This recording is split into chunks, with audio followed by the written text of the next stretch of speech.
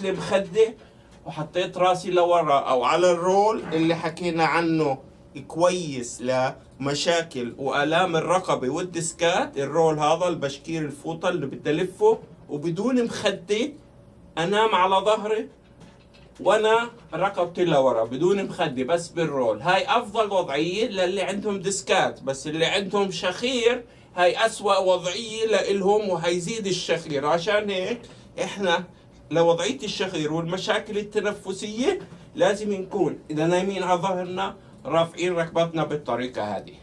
المشاكل التنفسية اللي بتكون واضحة، الوضعية واضحة.